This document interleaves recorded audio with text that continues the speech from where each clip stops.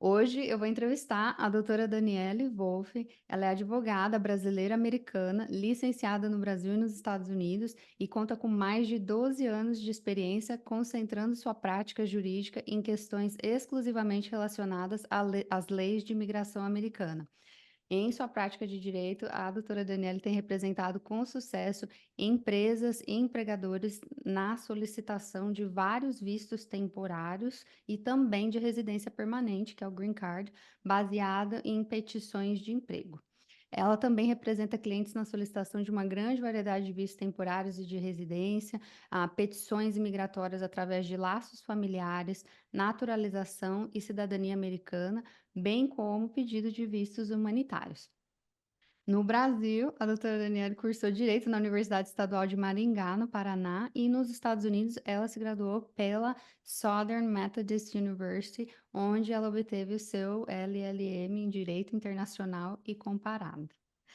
Doutora Daniele, bem-vinda ao Brazilian Mindset. Obrigada pelo convite. É um prazer estar aqui com você. Estou muito animada de te entrevistar, porque essa é uma das grandes perguntas que as pessoas têm, né? Como fazer para ser um advogado nos Estados Unidos e também para as pessoas que querem vir estudar e querem vir trabalhar aqui, né? Quais são os tipos de visto para poder vir para cá de maneira legal e poder estudar e trabalhar e se estabelecer aqui. Então, começa contando um pouco da sua história, de como você se tornou uma advogada de imigração nos Estados Unidos. Eu sou brasileira, sou de Maringá, no Paraná. Sou casada com um brasileiro também. Eu tenho uma filha brasileira e duas filhas americanas. Lá no Brasil, meus pais são advogados e meu pai faleceu durante o Covid, mas os dois advogados, e aí eu decidi fazer direito e me casei. E Ah, nós viemos aqui para os Estados Unidos em 2004. Então, a gente está aqui já faz, em dezembro vai fazer 20 anos. Quando nós viemos aqui para os Estados Unidos, o meu marido tinha visto de estudante. Meu marido é pastor da Igreja Metodista e ele veio para fazer um mestrado aqui na Universidade Metodista aqui de Dallas. A minha filha tinha 3 meses quando a gente veio aqui para os Estados Unidos. Eu falava bem pouquinho inglês, achava que falava, né? Porque lá no Brasil você sabe, né? A gente fala assim, você fala inglês? Falo. Aí você chega aqui e fala, não tenho certeza se eu consigo pedir pizza. Isso mesmo. Mas a nossa intenção era de ficar aqui por 2 anos e depois a gente ia voltar para o Brasil e ele ia ser pastor lá no Brasil. Mas as coisas mudam. E quando a gente veio para cá, só para quem tem visto de estudante sabe que normalmente é só a pessoa que está estudando que talvez pode trabalhar um pouquinho ali na universidade, para alguns tipos de curso é possível, mas para esposo ou para esposa não tem como trabalhar, né? Eu fiquei em casa por muito tempo, depois a minha outra filha nasceu aqui nos Estados Unidos também. E depois de 2 anos, nós decidimos ficar aqui nos Estados Unidos. Aí a gente teve que pensar, como todo imigrante, como é que a gente vai conseguir ficar aqui e como é que a gente vai conseguir ter visto de trabalho. Então, eu vou falar um pouquinho sobre quais foram os vistos do meu marido, porque eu tava debaixo do visto dele, e depois eu vou falar no ponto aonde eu comecei com a minha área profissional, aonde eu consegui ser advogada aqui nos Estados Unidos.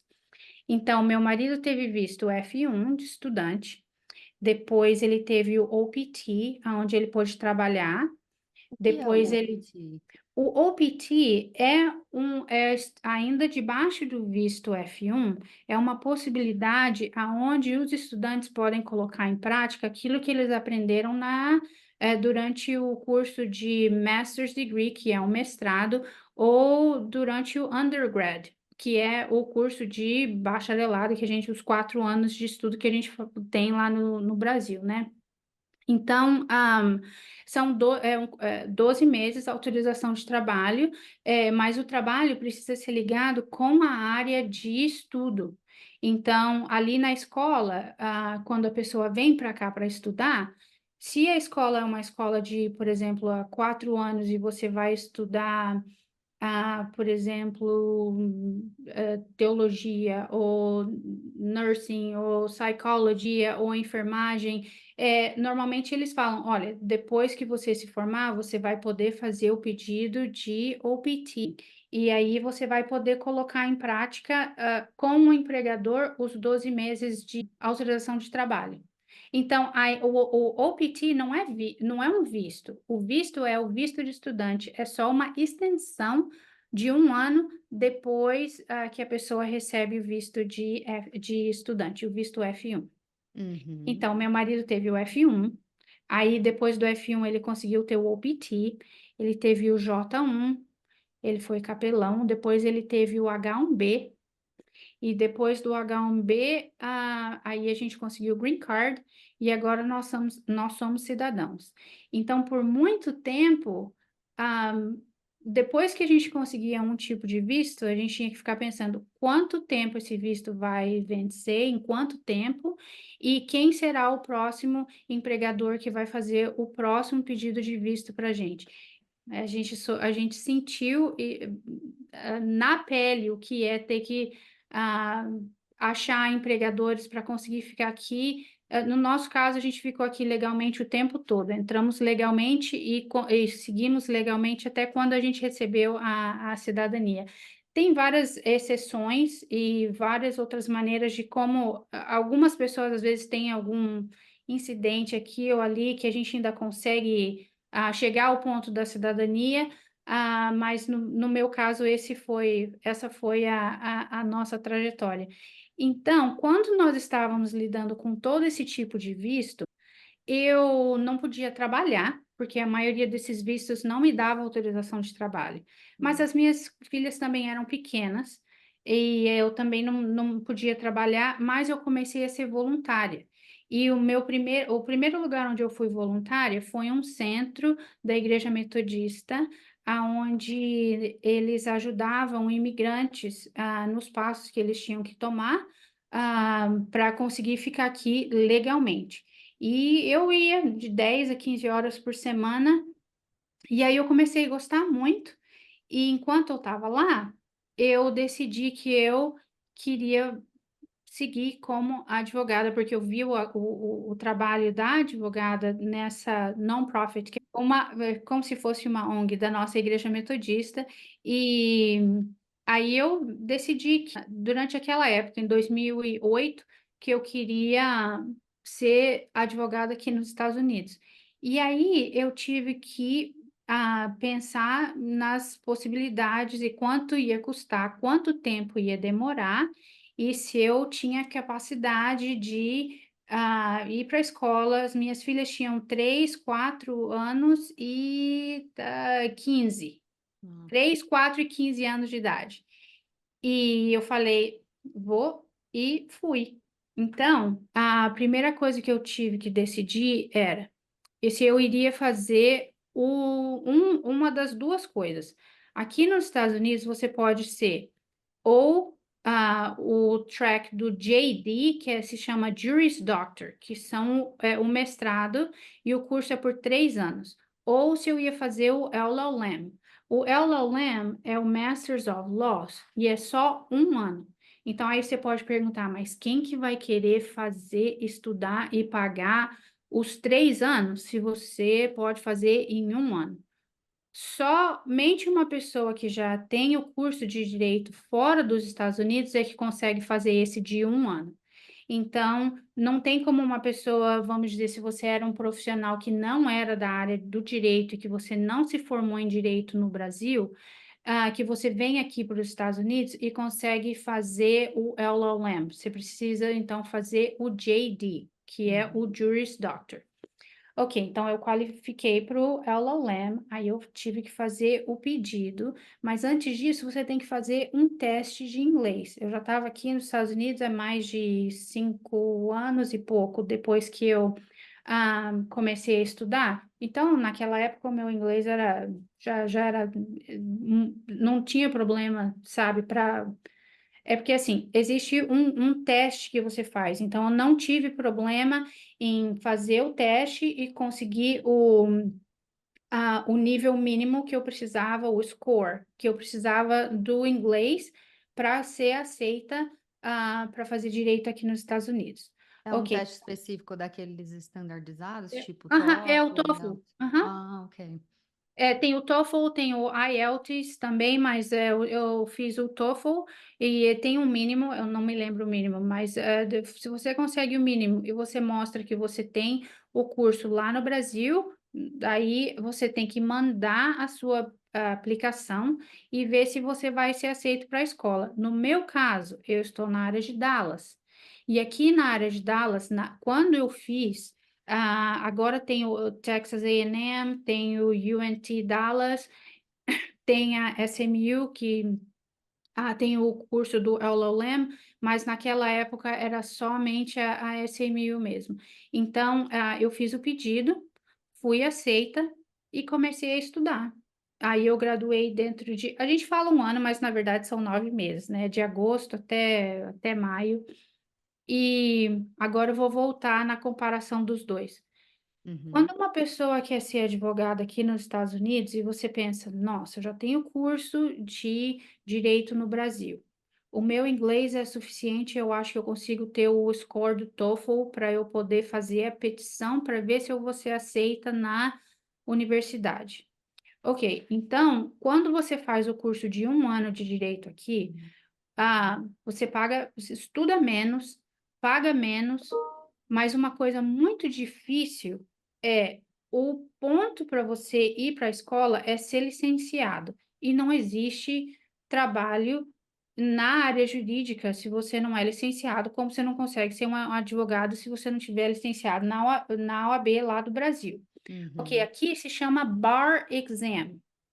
A diferença do Bar Exam aqui dos Estados Unidos e lá do Brasil é que no Brasil não é através dos estados que você faz. ah, Você é licenciada no estado. Eu tenho a OAB do Paraná, mas aqui cada estado tem o diferente tipo de Bar Exam. Eles mudaram um pouco as regras, que agora é mais unificado, mas isso mudou recentemente. Mas quando você é licenciado aqui nos Estados Unidos, por exemplo, quando eu fiz o exame da ordem, eu passei no exame da ordem de New York, porque naquela época poucos estados nos Estados Unidos aceitavam alunos que eram somente LLM para fazer o exame da ordem. Eles tinham que ser JD. Hum. Então, como eu só tinha o curso de um ano, eu poderia fazer na Califórnia, poderia fazer em New York, poderia fazer em Louisiana. Então, eu fiz em New York.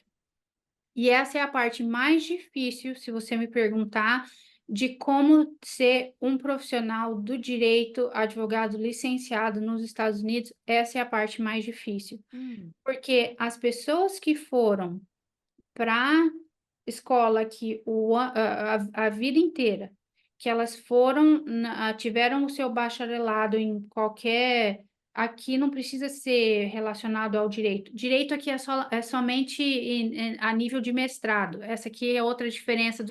Lá no Brasil, depois do ensino médio, a gente pode ir direto para fazer um curso de direito. Aqui não é assim. Aqui, você tem que ter um curso de 4 anos e depois você faz o mestrado, que normalmente são os 3 anos para fazer o curso de direito. Aí depois você faz o exame da ordem. Por que eu estou dizendo isso?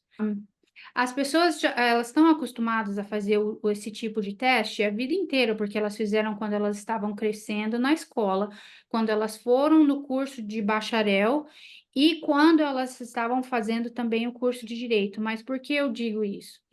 Porque quando a gente passa a vida inteira lá no Brasil, faz as provas do jeito que a gente faz no Brasil, recebe o curso superior de direito lá no Brasil, faz a OAB, o jeito de fazer a prova aqui é diferente e a gente só foi para a universidade aqui por um ano.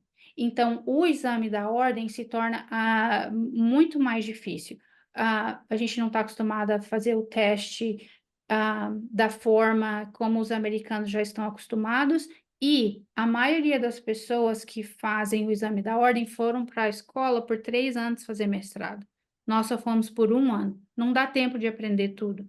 É. Então, muita coisa a gente tem que sentar e aprender por si mesmo. Existem cursos, dá para pagar para fazer cursos para eles ensinam sobre a estrutura do teste e todos os componentes e tudo que a gente tem que estudar, mas essa é a parte mais difícil. Então, para resumir, a pessoa então tem que decidir. Eu posso fazer o LLM ou vou ter que fazer o JD? Faz o TOEFL, faz o pedido, vê se vai ser aceito e se gradua, né? E aí tem que fazer o pedido do exame da ordem e aí tem que passar. E basicamente é isso. Depois que passou, uma coisa que é diferente. Ah, lá no Brasil, você pode fazer todo tipo de, pode ser direito criminal, trabalhista. Aqui você pode fazer todo esse tipo de atuação, mas somente no estado onde você trabalha. Eu sou licenciada agora no Texas também. Então, eu posso fazer todo o direito estadual relacionado com o estado de New York e com o estado do Texas. Mas, por exemplo, se eu quisesse ajudar uma pessoa, vamos dizer que ela mora na Califórnia, e eu só faço direito de imigração, mas vamos dizer assim, se eu quisesse ajudar com um processo de divórcio na Califórnia, eu não posso, porque eu não sou licenciada na Califórnia. Mas eu só faço direito de imigração.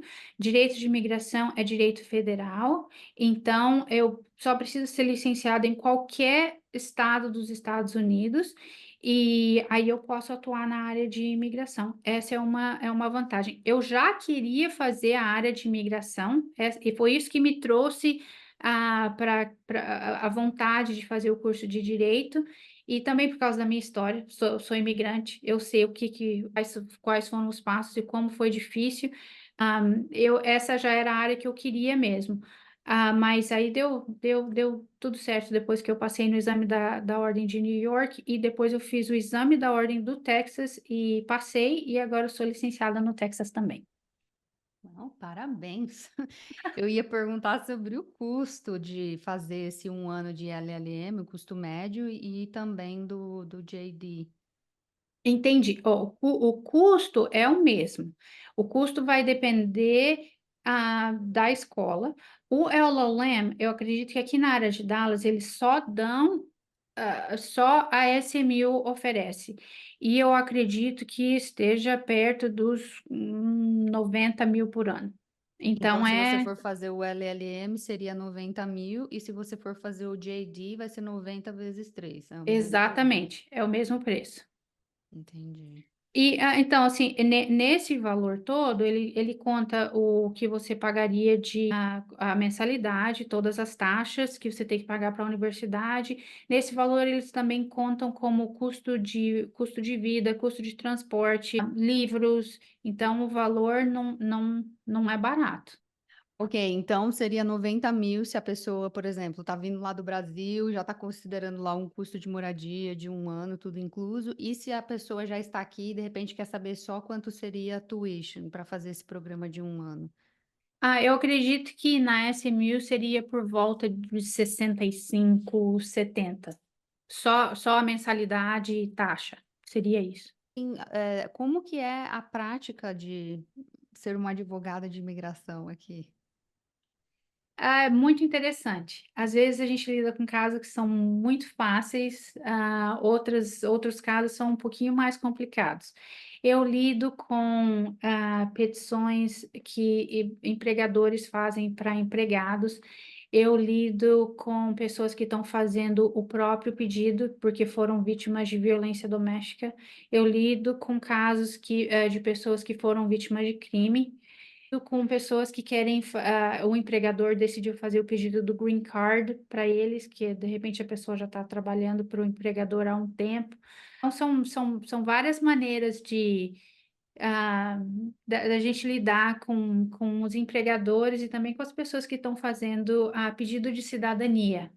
Esse também, muitas pessoas estão aqui por muito tempo, e às vezes a pessoa não quer fazer o pedido da cidadania, mas com certeza, se a pessoa quer votar aqui nos Estados Unidos, o jeito é esperar um pouquinho, depois que tiver o tempo necessário com o Green Card, a pessoa pode fazer o pedido para se tornar cidadão. E uma pergunta que eu vejo bastante o que as pessoas podem fazer para, de repente, trabalhar aqui nos Estados Unidos legalmente. Uhum. Então, uma das formas seria, a pessoa já está aqui e está com visto F1. Deixa eu falar um pouquinho da diferença entre vir para cá e estudar ESL. Então, tem muitas universidades que dão o visto F1 e é para a pessoa estudar English as a Second Language. Normalmente, não tem como você ter o OPT, que é aquela autorização de trabalho que a gente estava conversando um pouquinho. Na verdade, assim, é mais quando você já está fazendo um curso, que é um curso profissionalizante, um curso para ter o mesmo um bacharel, para ter um bachelor's degree, que é quando tem a possibilidade de fazer o OPT e uma autorização de trabalho. Mas a maior parte das pessoas, que também foi a nossa história, minha e do meu marido, foi muitas vezes as pessoas já vêm para cá com visto de estudante, e aí a pessoa consegue achar depois um empregador que faça uma petição, e normalmente é o visto H1B ou é o pedido do Green Card. Também é possível. Isso, então fala um pouquinho das diferenças, como que tá esses vistos do H1B, porque eu também já ouvi falar do que tem H2B, H3B, como que funciona todas essas letras, né? A gente chama a sopa de letrinhas, porque Uhum. tem quase todas as letras do alfabeto a gente encontra aqui no, em possibilidades imigratórias. Então, o visto H1B para as pessoas que são profissionais e que receberam normalmente um curso, um bachelor's degree, que você é um bacharel em alguma área, e aquela área é ligada com a área que você vai trabalhar com o empregador. A questão do visto H1B é que existe um limite anual, são 85 mil vistos disponíveis, então a maior parte são para as pessoas que têm bacharel e alguns que têm mestrado. Então, no mês de março, o governo americano abre para os empregadores colocarem o nome dos empregadores na H-1B Lottery, na loteria do H-1B. E aí, se a pessoa é selecionada, o empregador faz o pedido para aquele empregado, e se a petição for aprovada, o empregado começa a trabalhar em 1º de outubro de cada ano. Então, vamos dizer, o empregador fez o pedido para mim, colocou meu nome na loteria, e eu não fui selecionada esse ano. Tem que esperar até março do ano que vem para ver se eu vou ser selecionada. Nossa, não sabia, não tinha nem ideia que era assim que funcionava. Esse seria um caminho. Outro caminho são para as pessoas que querem fazer investimento aqui nos Estados Unidos. A gente também lida com visto L1 para as pessoas que estão começando uma empresa aqui nos Estados Unidos, e as pessoas que eram gerentes lá no Brasil e que tem empresas que têm uma conexão entre a empresa lá do Brasil ou uma empresa fora dos Estados Unidos com uma empresa aqui nos Estados Unidos. Dentro dessa, qual que é são os requerimentos financeiros para esse tipo de visto de empresário? Então, para o visto L1 não existe um mínimo, mas normalmente o que eu falo é assim: vamos dizer que eu venho para cá com o meu esposo e com duas crianças.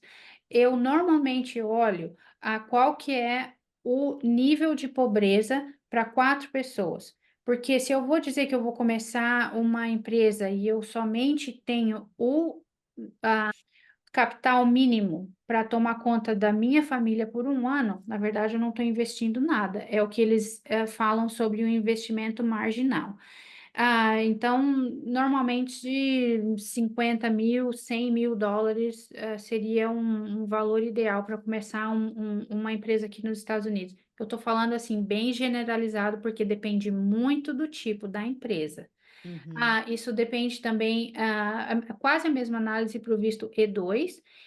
E2 é um visto onde as pessoas podem começar uma empresa aqui nos Estados Unidos, mas o E2 é baseado em tratados entre países.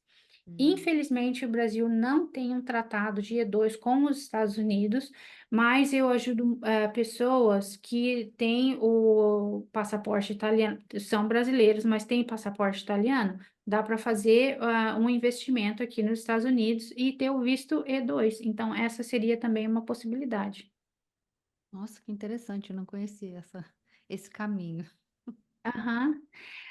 E também tem a possibilidade de fazer o Green Card. E muitos empregadores fazem o pedido do Green Card para pessoas que já estão trabalhando para eles. Então, isso é o mais comum.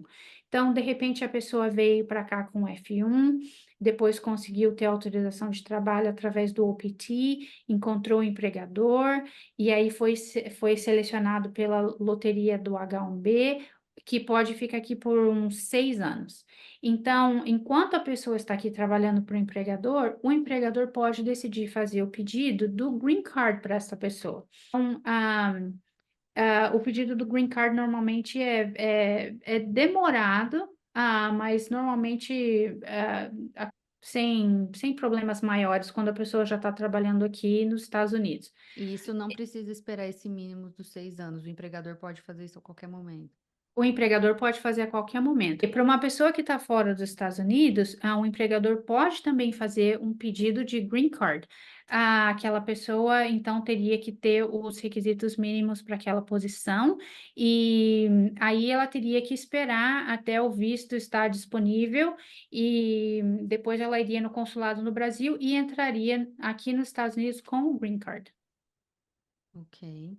Então falamos do visto F1, do visto E, do L1, visto H1B. H1B. Esse H1B, então, só loteria. Tem algum outro tipo de visto H1B? Eu tenho visto o H2B, mas muitas vezes eles são relacionados com a agricultura ou com seasonal workers, que é serviço temporário aqui nos Estados Unidos. Então, a maioria dos vistos H é o tipo de visto H1B. Hum, ok. Porque vem muita gente aqui transferida, por exemplo, vou dar um exemplo de uma empresa que é bem comum aqui na área de Dallas, que é a Microsoft, né, que traz bastante funcionários do Brasil. Como que é esse processo, por exemplo? Então, esse processo, provavelmente eles já trabalham na Microsoft do Brasil e eles são managers a maioria das vezes. Então, são duas opções. Normalmente eles são gerentes, eles são executivos, ou eles têm um tipo especializado de conhecimento sobre um trabalho específico que eles fazem ali na Microsoft, e aí eles são transferidos aqui para os Estados Unidos, e esse tipo de transferência é através do visto L1A ou L1B. A maioria das transferências são com visto L1. E aí, depois que a pessoa está aqui nos Estados Unidos, a empresa também pode fazer um pedido de green card para um gerente ou para um executivo poder ficar aqui nos Estados Unidos. E se não for através de um empregador, tem outras opções? Dá para vir através de família ou casamento? Com certeza. A gente também faz bastante, auxilia bastante pessoas aqui nos Estados Unidos para fazer pedido para pessoas que estão fora dos Estados Unidos ou até aqui nos Estados Unidos, fazendo pedidos para familiares. Então, uma pessoa que é cidadão americano, ele pode fazer pedido para esposo ou esposa, pai, mãe, filhos, menores ou maiores de 21 anos e irmãos.